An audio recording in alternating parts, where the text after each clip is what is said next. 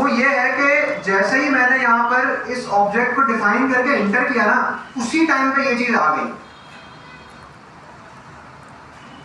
ठीक है, वैसे तो ये चीज ठीक है, लेकिन अब आप ये सोचो कि आप कोई एप्लीकेशन बना रहे हो, तो उस वक्त आप जैसे ही एप्लीकेशन खुलेगी या जैसे ही ये चीज एग्जीक्यूट होगी, उसी टाइम पे वो यूजर से पूछ लेगा। ऐसा तो आपको नहीं करना ना, आपको ये काम उस वक्त करना है जब यूजर कोई खास बटन दबाए या कोई खास एक्शन परफॉर्म करे तब। तो इसका बहुत आसान सा हल है कि हम इसको एक फंक्शन के अंदर डाल दें और हम अपनी जहां पे भी हमारी जरूरत है वहां पे हम उस फंक्शन को कॉल करते हैं। अभी हमने फंक्शन पढ़े नहीं है, जब हम पढ़ेंगे तो उस वक्त मुझे आप याद दिलाएगा, मैं ये काम आपको करके दिखाऊंगा।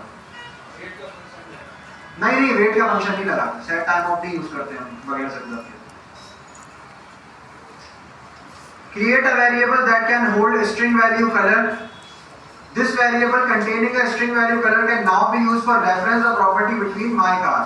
Then use the variable within the square bracket notation to assign a new variable to the color property in my car. ये कह रहा है कि आप एक नया वेरिएबल बनाओ, उसका नाम आप दो कलर, कॉन्स्ट कलर या let colour is equals to, फिर उसके अंदर आप एक वैल्यू डाल दो। उसके अंदर मैंने वैल्यू डाल दी वाइट। फिर आप जाओ अपने माई कार्स के ऑब्जेक्ट को ओपन करो। ठीक है, माई कार, इसके अंदर आप जो आपने अपना वेरिएबल बनाया था ना कलर के नाम का, हम आते हैं सही, let colour is equals to white. ठीक है, अब मैं आता हूं माई कार्स और माई कार के अंदर आकर मैं यहां पर लिखूंगा कलर। तो ये मुझे अनडिफाइंड दिखा रहा है। क्यों अनडिफाइंड दिखा रहा है?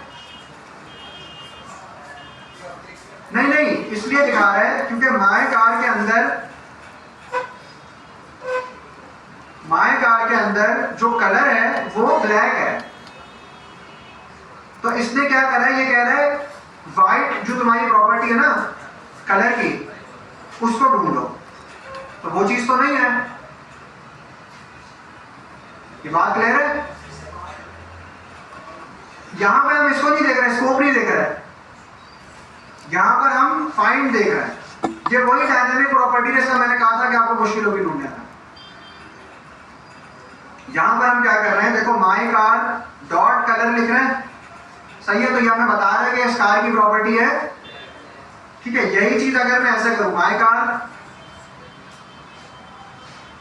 कलर, ठीक है, ये और ये क्या है, बराबर है, सही।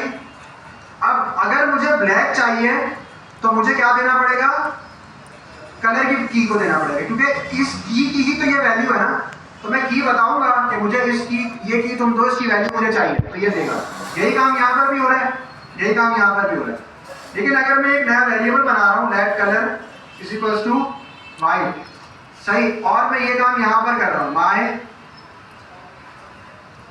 कलर कार, सही, और इसके अंदर मैं कलर दे रहा हूं। तो ये चीज हमें नहीं फाइंड कर रहा क्योंकि वाइट नाम की कोई की नहीं है, सही। तो अगर मुझे ये काम करना है तो मुझे क्या करना पड़ेगा, अब आ जाएगा। ये बात क्लियर है, समझ में आई?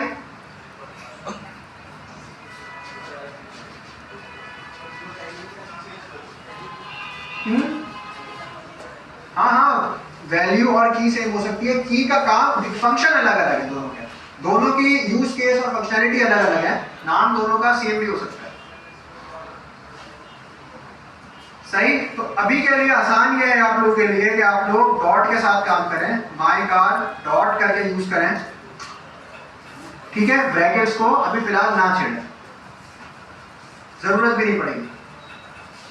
Use the same variable and assign new property string value to it, such as for sale. Use the bracket notation once again and assign a new value for sale property to indicate whether the car is available for purchase. वही चीज इसने जो ऊपर की है वही चीज दोबारा करने के लिए कही है। Output make and model into the console. Console dot, अच्छा आउटपुट अगर हमें करना हो इसको, तो मैंने माई कार जो बनाया था यहाँ पर, अगर मुझे इसको स्क्रीन पर दिखाना है तो हम क्या करेंगे, किस तरह दिखाते हैं, console dot log, सही। इसके अंदर मैं क्या लिखूंगा, माई कार डॉट जो मुझे दिखाना है इसका make, then my car dot, dot नहीं आता इसके बीच में कॉमा आता है, my car dot colour model variant, इस तरह करके कॉमा लगा लगा के मुझे जो चीज चाहिए वो मैं कर दूंगा। ठीक है, तो ये मेरे पास टोयोटा करोला इस तरह से आएगा। तो हम लोग जो अक्सर देख रहे होते हैं ना कि इस तरह की चीजें लिखी हुई आ रही हैं, वो होता है इस तरह से, एक बड़ा सा ऑब्जेक्ट होता है जिसके अंदर बहुत सारी चीजें होती हैं। सही, manufacturer, make, model, variant, tax paid, ये बहुत सारी चीजें होती हैं। वो क्या करता है, इसी तरह से एक कॉन्कैटिनेट कर रहे होते हैं चीजों को, यानी पहले मेक की वैल्यू उठा ली, फिर मॉडल की वैल्यू उठा ली, फिर वेरिएंट उठा लिया, तो टोयोटा करोला 2004 हो गया। सही है, तो ये होता है इस तरह से। ये बात क्लियर है?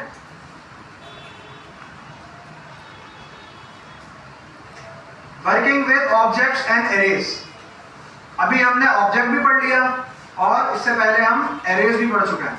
अब हम इन दोनों को एक साथ किस तरह काम करता है इन दोनों में ये देखते हैं। When working with object and arrays, you will see these are often combined, दोनों एक दूसरे के साथ है।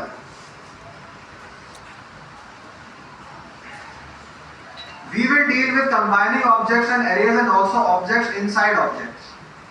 अब मैं एक काम करता हूं, मैं आप लोगों को समझाने के लिए एक दोबारा स्टूडेंट का ऑब्जेक्ट बनाता हूं। लेट स्टूडेंट 1 इन्फो, सही, और यहां पर मैंने एक ऑब्जेक्ट बना लिया और मैं क्या करता हूं, सबसे पहले तो इसकी मैं कुछ बेसिक इंफॉर्मेशन लिख देता हूं, जैसे इसकी ये आ गई, उसका नाम आ गया, ठीक है, देन उसकी एज आ गई और ये सारी चीजें जो हमने लिखी थी वो सारी आ गई। अब मुझे क्या करना है, मुझे एक ऐसी चीज और लिखनी है जो कि डिस्क्रिप्टिव है।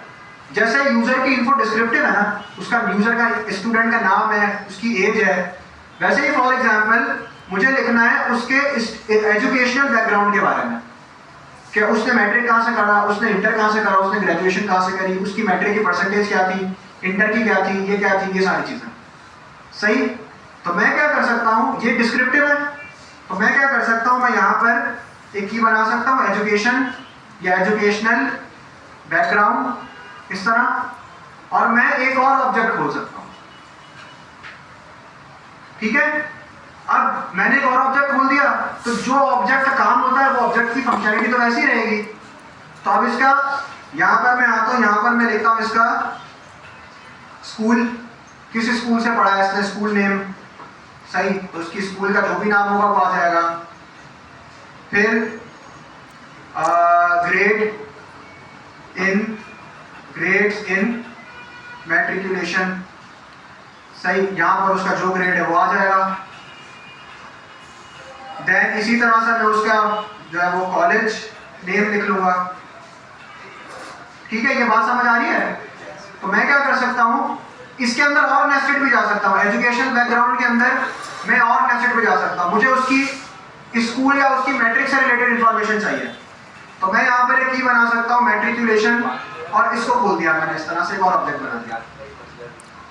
सही, इसके अंदर मैंने सारी डिटेल्स दे दी। फिर मैंने क्या किया, यहाँ पर कॉमा दिया, यहाँ पर आ गया मैं इंटरमीडिएट, यहाँ पर मैंने उसकी इंटर की सारी डिटेल्स दी। तो ये क्या बन गया हमारे पास, नेस्टेड ऑब्जेक्ट। क्या बन गया, नेस्टेड ऑब्जेक्ट, यानी ये पेरेंट, ये मेन है हमारे पास इन्फो, उसके बाद फिर मैंने एजुकेशनल बैकग्राउंड आ रही है, और एजुकेशनल बैकग्राउंड के अंदर उसकी मैट्रिक की इंफॉर्मेशन है, उसकी इंटर की इंफॉर्मेशन है, ये सब कुछ। अब इसको हम गाड़ी के सेंस में सोचो, मुझे गाड़ी के सेंस में कोई एग्जांपल दो इसका, गाड़ी के सेंस में एग्जांपल दो। एक हमने लगा दिया माय कार ऑब्जेक्ट, उसमें सबसे पहले तो उसका क्या आ गया, मेक आ गया टोयोटा, देन उसका मॉडल आ गया, क्या है मॉडल, करोला, देन उसका वेरिएंट आ गया, देन उसका कलर आ गया।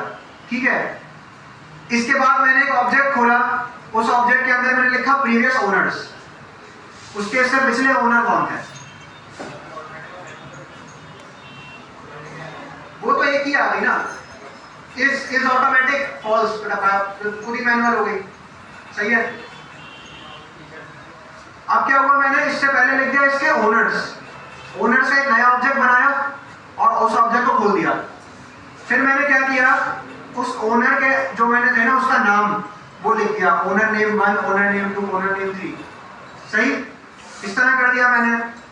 फिर मैंने ओनर्स को बंद कर दिया, एक नया ऑब्जेक्ट बनाया फीचर्स का। अब इसके फीचर्स में आप बताओ इसका कितने वो है, सीसी इंजन है इसका हॉर्स पावर कितना है, इसकी जो है वो जितनी भी होती है गाड़ी की लावाजमान, वो सारी चीजें आ गई इसके अंदर, ठीक है। तो हम क्या कर सकते हैं, इसको और डिफाइन कर सकते हैं।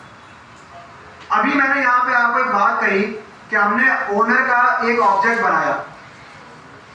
अब ओनर का ऑब्जेक्ट बना दिया, अब एक गाड़ी का 5 ओनर है फॉर एग्जाम्पल, 5